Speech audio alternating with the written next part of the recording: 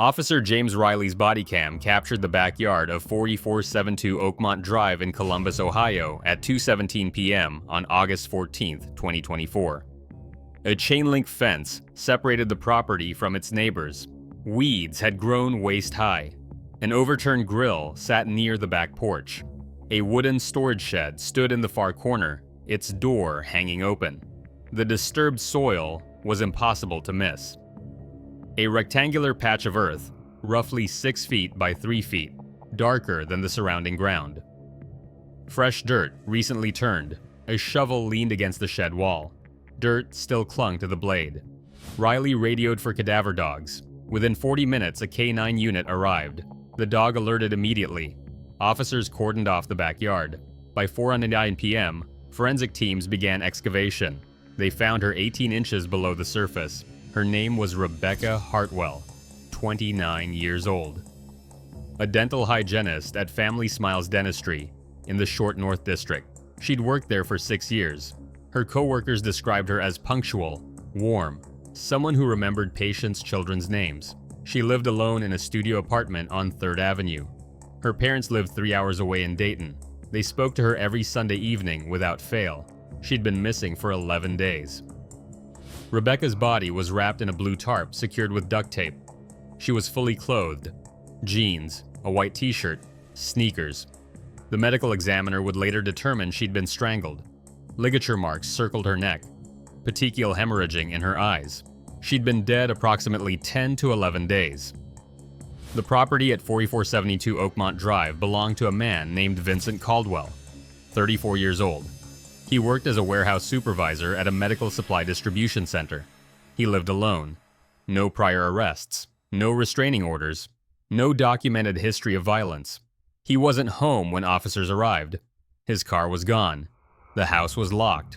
They issued a warrant for his arrest within 2 hours of finding Rebecca's body. At 6:45 p.m. on August 3, 2024, Rebecca Hartwell finished her shift at Family Smiles Dentistry. She clocked out, said goodbye to the receptionist, and walked to her car in the parking garage 2 blocks away. This was her routine, the same route she'd taken for 6 years. She reached her car, a gray Honda Civic, at approximately 6:52 p.m. Security cameras in the parking garage captured her getting in. The footage shows her checking her phone before starting the engine. She never made it home that night. Rebecca's apartment building had secure entry. Residents needed a key fob to access the lobby. Building records showed her fob wasn't used after 6:15 a.m. that morning when she'd left for work. Her phone went dark at 7:08 p.m., the last ping from a cell tower near downtown Columbus before the device was either turned off or destroyed. Her parents grew concerned by Monday evening when Rebecca didn't answer their Sunday call. It wasn't like her. Diana Hartwell tried her daughter's phone repeatedly, straight to voicemail.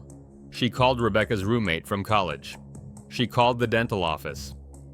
By Tuesday morning, Diana filed a missing person report with the Columbus Police Department. Vincent Caldwell had been at work on August 3rd until 5:30 p.m. Warehouse security footage confirmed it. He clocked out, got into his car, a black Ford F-150, and drove home to Oakmont Drive. His neighbor saw him arrive around 6:10 p.m. Nothing unusual. Vincent went inside his house. The neighbor didn't see him leave again that evening, but Vincent did leave. Traffic cameras captured his F-150 downtown at 6:58 p.m.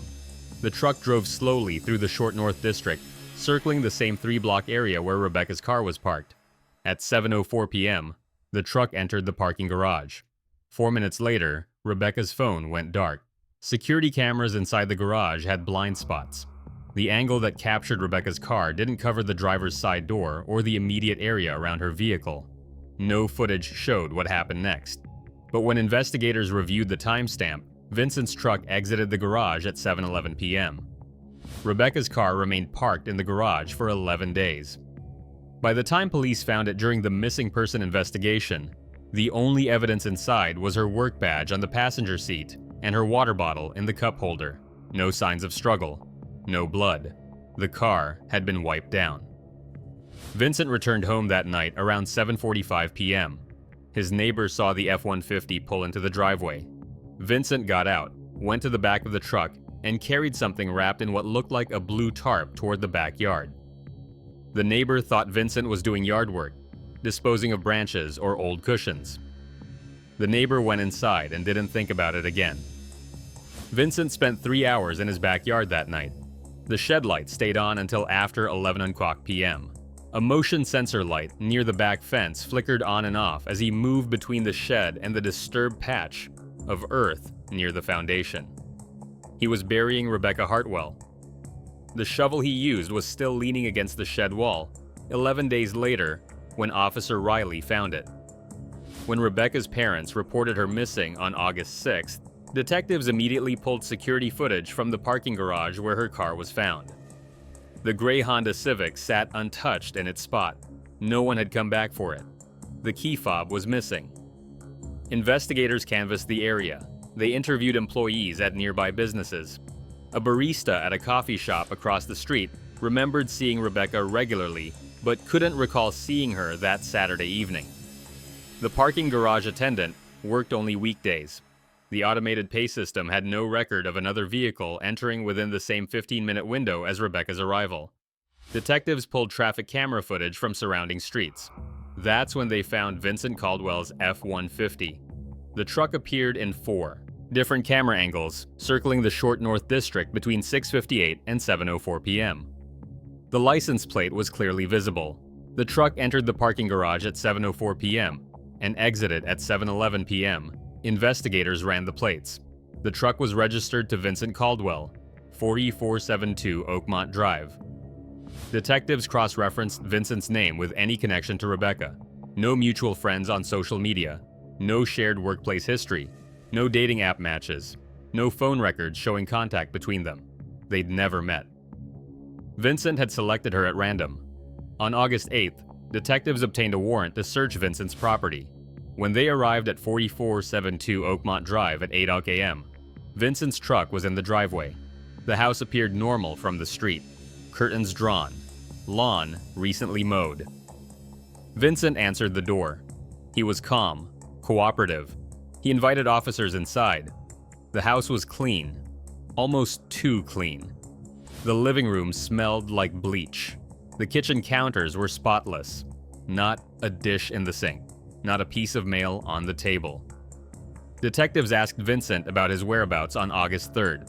He said he'd been home all evening, alone, watching television. He didn't go out. He didn't have plans. Detectives asked if they could search his truck.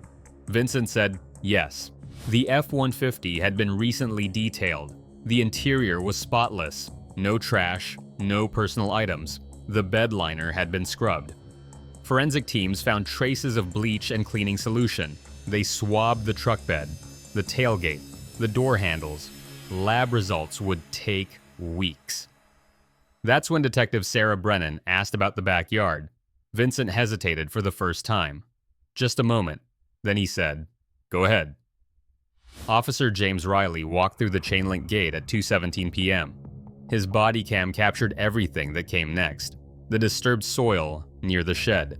The shovel with dirt still on the blade. The cadaver dog alerting within seconds. Forensic teams excavating. Rebecca Hartwell's body wrapped in a blue tarp 18 inches below the surface. Vincent Caldwell was arrested on the spot. He didn't resist. He didn't ask for a lawyer. He said nothing. Forensic analysis confirmed what investigators already knew. DNA from the truck bed matched Rebecca Hartwell. Soil samples from the shovel matched the disturbed earth near the shed. Fibers from the blue tarp were consistent with tarps sold at hardware stores throughout Columbus, including one 3 miles from Vincent's house, where security footage later showed him purchasing a tarp on July 30th, 4 days before Rebecca disappeared. Digital forensics revealed Vincent's search history. In the 2 weeks before Rebecca's death, he'd searched how to dispose of a body, how long does DNA last in soil, and parking garages without security cameras. He'd deleted the searches, but forensic teams recovered them. Vincent's phone records showed he'd driven past Family Smiles Dentistry 6 times in the 3 weeks before August 3rd. He'd watched Rebecca leave work. He'd followed her to the parking garage. He'd learned her routine. The investigation was over. For 11 days, Rebecca Hartwell's parents waited for answers. Diana called the Columbus Police Department daily. She posted flyers throughout the Short North District. She organized search parties with Rebecca's coworkers and friends. They combed parks, alleys, vacant lots. They found nothing. The case was classified as a missing person investigation. No suspects, no leads, just a young woman who'd vanished somewhere between her workplace and her apartment. Then, on August 14th, everything changed. Officer Reilly's body cam footage from Vincent Caldwell's backyard reached the detective division within an hour. Detective Brennan reviewed it immediately. The disturbed soil, the shovel, the blue tarp, Rebecca's body. But something else caught Brennan's attention. When forensic teams finished excavating Rebecca's grave, they used ground-penetrating radar to scan the rest of the backyard. Standard procedure for any burial site. The radar detected 3 more anomalies. 2 were near the back fence, underneath the overgrown weeds. 1 was closer to the house, beneath an old concrete patio slab that had been poured years earlier.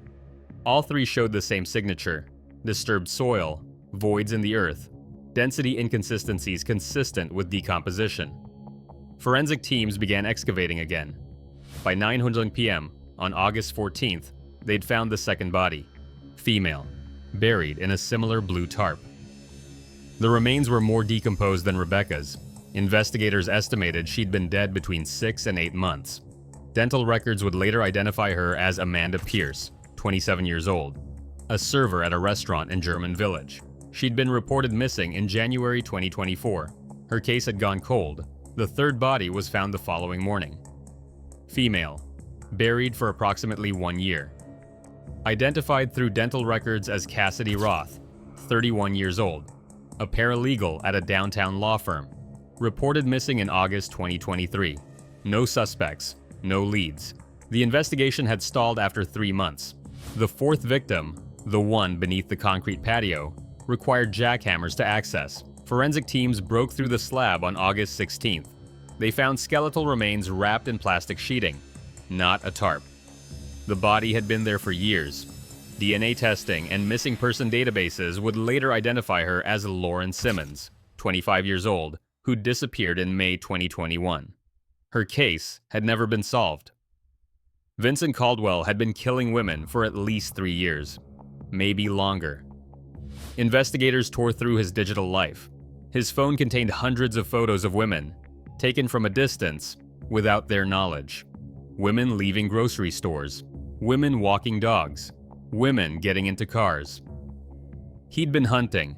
His basement yielded more evidence: a workbench with rolls of blue tarp, duct tape, zip ties, bleach, shovels, concrete mix, the same brand, used for the patio slab above Lauren Simmons' grave. A box of women's jewelry, items never reported missing because the women's bodies had never been found. Vincent had kept trophies. Vincent Caldwell was 34 years old. He'd worked at the medical supply warehouse for 6 years. Supervisors described him as reliable, quiet, someone who kept to himself. He'd never been late, never called in sick, never caused problems. He had no prior criminal record, no history of violence, no documented complaints. In high school, he'd been unremarkable, average grades, no disciplinary issues, no close friends. After graduation, he'd worked a series of warehouse and logistics jobs before settling at the medical supply company. His neighbors on Oakmont Drive barely knew him. He mowed his lawn. He kept the house maintained. He didn't throw parties or make noise. One neighbor described him as the guy you'd never notice. Vincent was arrested in his living room at 4:47 p.m. on August 14th, moments after Officer Reilly found Rebecca Hartwell's body. He didn't resist. He didn't speak. Detectives read him his Miranda rights. Vincent asked for a lawyer. He was transported to the Franklin County Jail. Forensic teams spent the next week processing his property. They documented everything: every shovel, every tarp, every piece of jewelry in that basement box, every deletion in his search history, every photo of a woman taken without her knowledge. By August 22nd, prosecutors had enough evidence to file charges. Vincent Caldwell was charged with 4 counts of aggravated murder, 4 counts of kidnapping, and 4 counts of abuse of a corpse. Each murder charge carried a potential death penalty specification. His arraignment was brief. Vincent appeared via video link from the jail. He wore an orange jumpsuit. His expression was blank. His lawyer entered a plea of not guilty on his behalf. The Franklin County prosecutor held a press conference that afternoon. 4 families learned what had happened to their daughters, Diana and Robert Hartwell, Amanda Pierce's mother and stepfather, Cassidy Roth's parents and sister, Lauren Simmons' father. Her mother had died in 2022, without ever knowing what happened to her daughter. Investigators confirmed they were reviewing unsolved missing person cases throughout Ohio, women who'd disappeared under similar circumstances, cases that had gone cold. The excavation of Vincent Caldwell's backyard was complete, but the investigation into his possible victim count was just beginning. Vincent Caldwell's trial began in March 2025. The prosecution presented overwhelming evidence: the body cam footage from Officer Reilly, the excavation documentation, the forensic analysis linking Vincent's DNA to the victims and the burial site, the trophies in his basement, the deleted search history, the surveillance footage of his truck at the parking garage where Rebecca disappeared. The defense offered no alternative theory, Vincent's lawyer argued. Diminished capacity, claiming his client suffered from undiagnosed mental illness. Psychiatric evaluations found Vincent competent to stand trial. He understood the charges. He understood the consequences. The jury deliberated for 4 hours.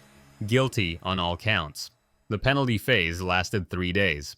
Prosecutors sought the death penalty. The defense argued for life imprisonment. Victim impact statements filled an entire afternoon. Diana Hartwell describing the 11 days she spent searching for Rebecca, not knowing her daughter was already dead. Amanda Pierce's mother reading a letter she'd written to her daughter every week since January, letters that would never be delivered. Cassidy Roth's sister explaining how she'd driven past Vincent's house dozens of times during her own search, never knowing her sister was buried in that backyard. The jury recommended death. The judge agreed. Vincent Caldwell was sentenced to death on 4 counts of aggravated murder, to be served consecutively. He was also sentenced to life imprisonment without parole on the kidnapping and abuse of corpse charges. He's currently on death row at the Chillicothe Correctional Institution. His appeal is pending. The house at 4472 Oakmont Drive was demolished in June 2025. The property was purchased by the city of Columbus and converted to a memorial park. 4 oak trees were planted, 1 for each victim. A simple stone marker lists their names: Rebecca Hartwell, Amanda Pierce, Cassidy Roth, Lauren Simmons. The Columbus Police Department updated their missing person protocols following the case.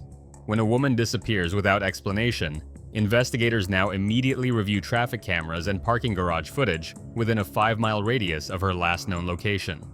4 families have answers now. 4 burial sites were found in 1 backyard. Officer James Reilly's body cam captured the moment that broke the case wide open: disturbed soil, a shovel, and dirt that was darker than it should have been. Vincent Caldwell was careful. He cleaned his truck. He deleted his searches. He buried them deep. It wasn't enough.